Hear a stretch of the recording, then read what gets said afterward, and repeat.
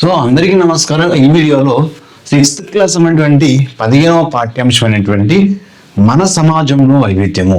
ఈ యొక్క భారతదేశంలో వైవిధ్యం ఏ విధంగా ఉండదంటే వివిధ ప్రాంతాలలో ఉన్నటువంటి భాషలు, కులాలు, మతాలు ఉన్నటువంటి మరియు అనేకమైనటువంటి ప్రాంతాల యొక్క సంస్కృతి కూడా ఈ యొక్క సమాజంలో వైవిధ్యం కనిపిస్తుంది. వైవిధ్యం అంటే ఒక విభిన్నమైనటువంటి అంశాన్ని తెలియజేస్తుంది. అంటే వివిధ ప్రాంతాలలో వివిధ భాషలు మాట్లాడుతున్నారు. సో మహారాష్ట్రలో మరాఠీ భాష, సో తెలంగాణలో తెలుగు భాష, సో తమిళనాడులో తమిళ భాష, సో ఇట్లా కొన్ని రకరకాల భాషలు మాట్లాడడం వల్ల ఆ భాషల వైవిధ్యం అనేది మన భారతదేశంలో కనిపిస్తూ ఉంటుంది.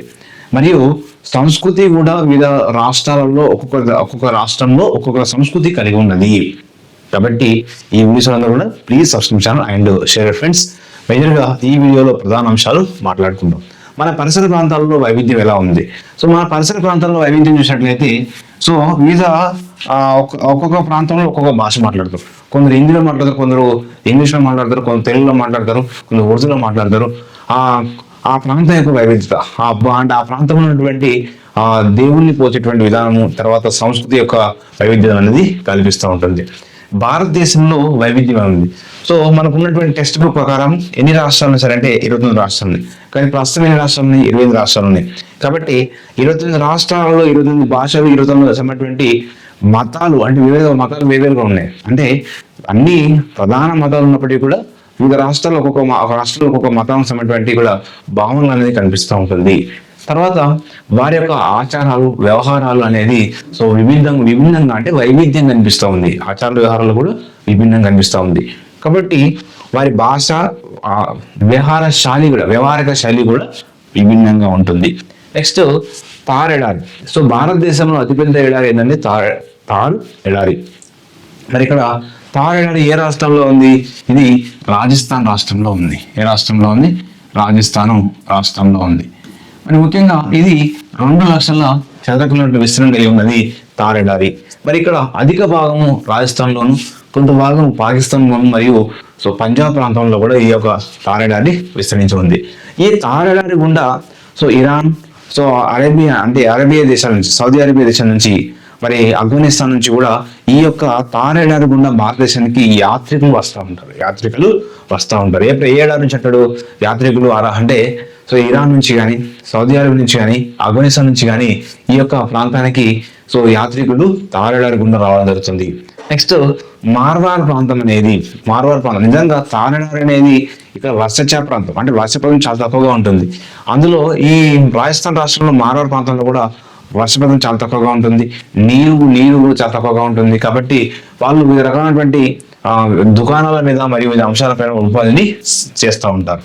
మరి గుజరాత్లో అంటే ఈ యాత్రికులు చూసినప్పుడు గుజరాత్లో ద్వారకా గుండా యాత్రికులు వస్తారు. సో గుజరాత్ ఉన్నటువంటి ఏంది ద్వారక. రాజస్థాన్లో ప్రధానమైనటువంటి సో అజ్మీర్, పుష్కర్ ఘాట్ ఉంటుంది. అజ్మీర్ సంబంధించిన ఈ విధంగా సరస్సులు కానీ ఆ ప్రాంతంలో రాజస్థాన్లో సరస్సులు ఎక్కువగా ఉంటాయి. కాబట్టి అదేవిధంగా రాజస్థాన్లో ఉన్నటువంటి కొన్ని ప్రధాన పట్టణాలు ఏమున్నాయి? సో జైసల్మీర్ అన్న కోట ఉంది. జైసల్మీర్లో కోట ఉంది. తర్వాత బీకనేర్లో, ముఖ్యంగా బీకనేర్ అనేది ఏంటంటే బీకనేర్ అంట. సో బీకనేర్ ఎక్కువ దేని ప్రసిద్ధి సార్ అంటే మిఠాయిలకు, చిరుతిళ్ళకు ప్రసిద్ధి. చాలా ఎగ్జాంపుల్ ఉంటాడు. బీకనేర్ అనే ప్రాంతం దేని ప్రసిద్ధి? మిఠాయిలకు, చిరుతిళ్ళకు. సో జైసల్మీర్ కోట లేదా రాజస్థాన్లో ప్రధాన కోట ఎక్కడ ఉంది? జైసల్మీర్లో ఉంది. కాబట్టి సో అదేవిధంగా ఇక్కడ సరస్సుల నగరం ఉదయపూర్ పిలుస్తూ ఉంటారు. మరియు ఇక్కడ ప్రజలు ఏం చేస్తారంటే సజ్జ రొట్టెలు తింటారు. ఎక్కువ ఏంటంటారు? సజ్జ రొట్టెలు తింటారు. అంటే సో సజ్జ రొట్టెలు, మినపప్పు మరియు పెసరపప్పును ఉపయోగిస్తూ సజ్జ రొట్టెలు ఎక్కువ తింటారు. సంగ్రీ సో సంగ్రీ చెట్లను మరియు ముళ్ళ చెట్లకు కాసేటువంటి కూరగాయలు కూడా వీళ్ళు ఉపయోగిస్తూ వాళ్ళు ఆహారంలో వినియోగించుకోవడం జరుగుతుంది. అంటే ఈ యొక్క రాజస్థాన్ ప్రజలు ఏంటి సజ్జ రొట్టెలు తింటారు, మినపప్పు, పెసరపప్పు, సంగీ చెట్లు, ముళ్ళ చెట్లు కాసేటువంటి కూరగాయలు వీళ్ళు సో వివిధ రకాల అవసరాలకు వాడుతూ ఉంటారు. సో వంటల యొక్క పాలను కూడా వాళ్ళు వినియోగించడం జరుగుతుంది. మరియు ఇక్కడ ఉన్నటువంటి ప్రధానంగా మిఠాయిలకు, చిరుతిళ్ళకు ఎక్కువ ప్రసిద్ధి ఏంటంటే ఈ ప్రాంతంలో బీకనేర్ అనేటువంటి ప్రాంతం. సో అదేవిధంగా ఈ ప్రాంతంలో ఉన్నటువంటి రాజస్థాన్లో ఉన్నటువంటి మరొక అంశం ఏంటంటే సో ప్రధానంగా ఈ ఎడారి అనేది ప్రధానంగా ఉంటుంది. అంటే వర్షిత ప్రాంతం ఉంటుంది. వాళ్ళు ఎక్కువగా వివిధ రకమైనటువంటి బిజినెస్ మీద అంటే వ్యాపార కార్యకలాపాల పైన ఎక్కువగా వాళ్ళు ఆధారపడి జీవిస్తూ ఉంటారు. నెక్స్ట్ సిక్కిం రాష్ట్రం అనేది సో భారతదేశంలో చూసినప్పుడు సో మరి ఏ ప్రాంతంలో ఉంది? హిమాలయాలకు తూర్పు తీర ప్రాంతంలో ఉంది. సిక్కిం రాష్ట్రం ఎక్కడ ఉంది? హిమాలయాలకు తూర్పు తీర ప్రాంతంలో ఉంది. సో భారతదేశంలో జనాభా తక్కువన్నది అతి తక్కువ రాష్ట్రం ఏదంటే సిక్కిం. భారతదేశంలో అతి తక్కువ జనాభా తక్కువ రాష్ట్రము సిక్కిము. మరి ఇక్కడ సిక్కింలో ఉన్నటువంటి భారత భూభాగంలో ఎత్తైన శిఖరం ఏంది? కాంచనగంగా. ఈ కాంచనగంగా అనేది కాంచనా శిఖరం అంటాం. ఇది ఎంత ఎత్తుంది సార్ అంటే 8,509 మీటర్లు ఎత్తుంది. 8,509 మీటర్లు ఎత్తుంది ఈ కాంచనగంగా. మరి ఇక్కడ హిమాలయాల తూర్పు ప్రాంతం సిక్కిం అనేది వివిధ భాషలు సుమారుగా ఇక్కడ 11 భాషలు మాట్లాడతారు. ఎన్ని భాషలు మాట్లాడతారు? 11 భాషలు మాట్లాడుతారు. ఎక్కడ? సిక్కిం రాష్ట్రంలోని. నెక్స్ట్ ఈ సిక్కింకు సరిహద్దుగా ప్రధానంగా చూసినప్పుడు సో నేపాల్, భూటాన్, టిబెట్ అంటే చైనా దీనికి సరిహద్దుగా ఉంది. అంటే నేపాల్, భూటాన్, చైనా ఇవి దీనికి ఈ సిక్కింకు సరిహద్దుగా ఉన్నటువంటి అడుగుతారు. బుక్ లో యాజ్ పర్ టెక్స్ట్ బుక్ ప్రకారం చూస్తున్నాం. సో నేపాల్, భూటాన్, టిబెట్ అంటే చైనా దీనికి సరిహద్దుగా ఉన్నాయి. ఎన్ని భాషలు మాట్లాడతారు సిక్కింలో? 11 భాషలు మాట్లాడతారు. సుందరమైనటువంటి రూమ్ టెక్ అనేటువంటి మఠం కూడా సిక్కిం రాష్ట్రంలో కనిపిస్తుంది. సుందరమైన మఠాలు ఉన్నటువంటి రాష్ట్రం ఏంటంటే సిక్కిం. మరి ఇక్కడ సిక్కింలో ఇక్కడ ఈ టిబెటియన్ ఇతర రాష్ట్రాలు, ఇతర దేశాల యొక్క నేపాల్ అంటే ఈ నేపాల్ యొక్క సంస్కృతి కానీ, ఈ భూటాన్ సంస్కృతి కానీ, టిబెట్ సంస్కృతి కానీ కొంత వాళ్ళ మీద కనిపిస్తూ ఉంటుంది. సిక్కిం రాష్ట్రంలో ప్రజలు లామాలతో దగ్గర సంబంధం ఉంటుంది.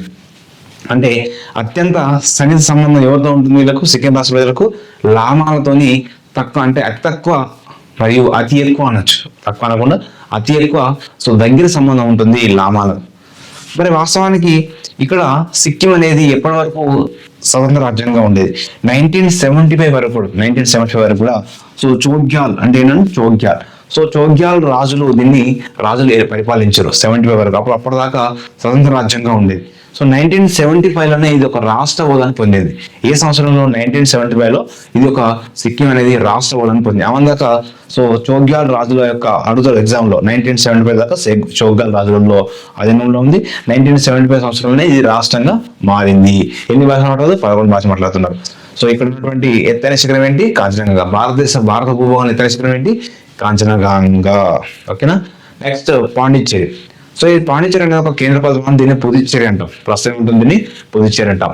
సో ఇక్కడ ఆగ్నేయ తీరంలో ఉంది. ఏ తీరంలో ఉంది? ఆగ్నేయ తీరంలో ఉంది. సో ఇక్కడ ఈ పాండిచ్చేరి అనేది తమిళనాడు రాష్ట్రంలో భాగంగా కనిపిస్తుంటది. ఇది పాండిచ్చేరి. ఇది ముఖ్యంగా పోర్చుగీస్ వారు అంటే యూరోపియన్లో అయినటువంటి డచ్ వారు కానీ, పోర్చుగీస్ వారు కానీ, ఇంగ్లీష్ వారు కానీ, ఫ్రెంచ్ వాళ్ళు సో ఈ స్థావరాలకు మంచి స్థావరానికి పనిచేసింది పాండిచ్చేరి అనేది డచ్ వాళ్ళకు, పోర్చుగీస్ వారికి, ఇంగ్లీష్ వారికి, ఫ్రెంచ్ వారికి మంచి సంబంధం కలిగి ఉన్నది వారికి. సో వాళ్ళ స్థావరాలకు మంచిగా పనిచేసింది. సో 1954 వరకు కూడా ఫ్రెంచ్ వారు దీని అధికారం వదులుకున్నారు. అంటే 1954 దాకా కూడా ఎవరి ఆధీనంలో ఉంది? యూరోపియన్ ఆధీనంలోనే ఉంది. ఏది? పాండిచ్చేరి.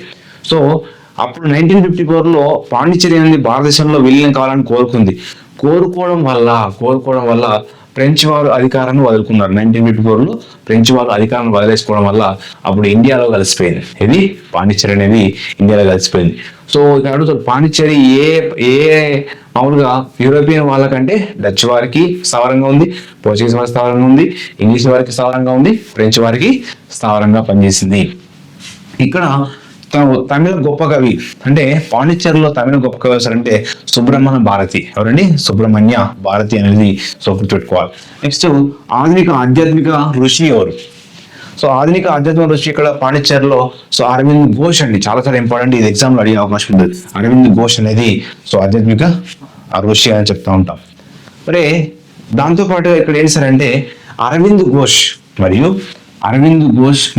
అతని యొక్క ఫ్రెంచ్ శిష్యురాలు కలిసి అరవింద్ ఘోష్ మరియు అతని యొక్క ఫ్రెంచ్ శిష్యురాలు కలిసి అమ్మ అరవింద్ ఆశ్రమాన్ని స్థాపించారు. ఏం స్థాపించారు? ఇక్కడ చాలా చాలా ఇంపార్టెంట్. అరవింద్ ఘోష్ మరియు అతని ఫ్రెంచ్ శిష్యురాలు కలిసి ఏం స్థాపించారు? అమ్మ అరవింద్ ఆశ్రమాన్ని అమ్మ అరవింద్ ఆశ్రమాన్ని స్థాపించారు.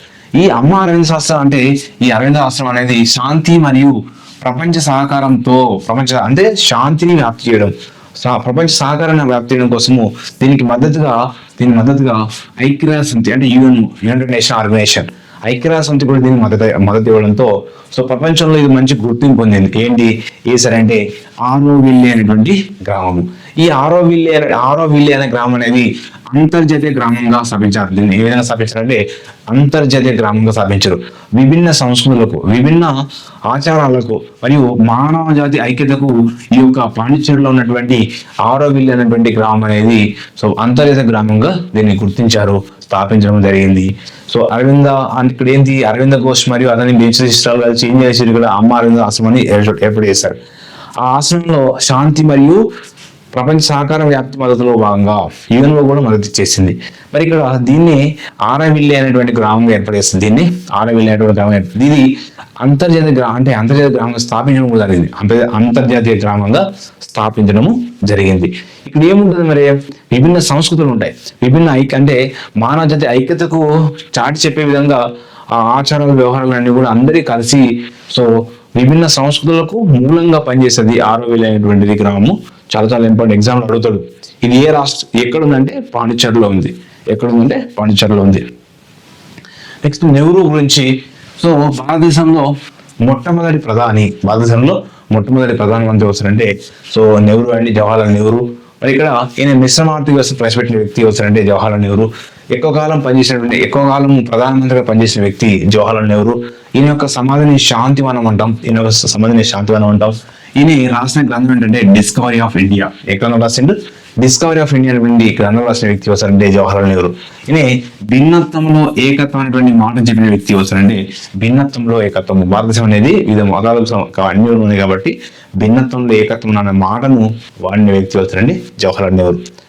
ఇక్కడ మరొక అంశం ఏంటంటే లామాలు అంటే ఎవరు సార్ అంటే బుద్ధుని యొక్క శిష్యులు టిబెట్ లో ఉంటారు. ఎక్కడ ఉంటారు బుద్ధుని యొక్క శిష్యులు? ఎక్కడ ఉంటారు? టిబెట్ లో ఉంటారు. వీరు ఉండేటువంటి భవంతులు అంటే భవనాలను లామసారీలు అంటారు. ఏమంటారు? లామసారీలు అంటే బుద్ధుని శిష్యులు ఎక్కడ టిబెట్ లో ఎక్కువగా ఉంటారు. వీరు ఉండేటువంటి భవంతులను లామసారీలు అంటాం. ఏమంటాము? లామసారీలు అంటాం. ఎగ్జామ్ లో మనకు ఎక్కువ అడిగే అవకాశం ఆరోవిల్లే అనేటువంటిది పాండిచ్చేరిలో ఉంది. ఇది అంతర్జాతీయ గ్రామంగా స్థాపించారు. సో ఇది విభిన్న సంస్కృతులకు మానవ జాతి ఐక్యతకు ఇంపార్టెంట్. సో అరవింద్ ఘోష్ మరియు అతని ఫ్రెంచ్ శిష్యురాలు అంటారు. ఫ్రెంచ్ శిష్యురాలు అమ్మ అరవింద్ ఆశ్రమాన్ని స్థాపించారు. ఈ శాంతి మరియు ప్రపంచ సహకార శాంతికి ఎవరు సహకారం చేశారంటే యుఎన్ఓ మద్దతు ఇచ్చింది అని గుర్తుపెట్టుకోవాలి. అది ఎగ్జామ్ లో అడిగే అవకాశం ఉంటుంది. సో ఇక్కడ పాండిచ్చేరి ఎప్పుడు విలీనమైంది అంటే భారతదేశం ఎప్పుడు విలీనమైందంటే 1954లో భారతదేశంలో ఈ పాండిచ్చేరి విలీనమైంది. అది గుర్తుపెట్టుకోవాలి. సో ఆధునిక ఆధ్యాత్మిక ఋషి ఎవరు అంటే అరవింద్ ఘోష్. అది ఇంపార్టెంట్ అండి. అందులో నెక్స్ట్ వచ్చేసి సిక్కింలో ఎన్ని భాషలు ఉన్నాయంటే 11 భాషలు మాట్లాడతారు. ఎన్ని భాషలు మాట్లాడతారు? 11 భాషలు మాట్లాడతారు. చోగ్యాల్ అంటే ఇక్కడ చోగ్యాల్ రాజులు ఎప్పటి వరకు అంటే 1975 వరకు. ఏ రాష్ట్రం ఎప్పుడు అవుతుందంటే 75. అది ఇంపార్టెంట్. నెక్స్ట్ వచ్చేసి ఇక్కడ బీకనేర్ అంటే మిఠాయిలకు చిరుతిళ్ళకు ప్రసిద్ధి అనేది గుర్తుపెట్టుకోండి. నెక్స్ట్ వచ్చేసి ఇది సో మనకు ఉన్నటువంటి ప్రధానంగా మన సమాజంలో వైవిధ్యం గురించినటువంటి ప్రధాన అంశాలు. So thank you to all. మీ మిత్రులందరూ కూడా షేర్ చేయండి.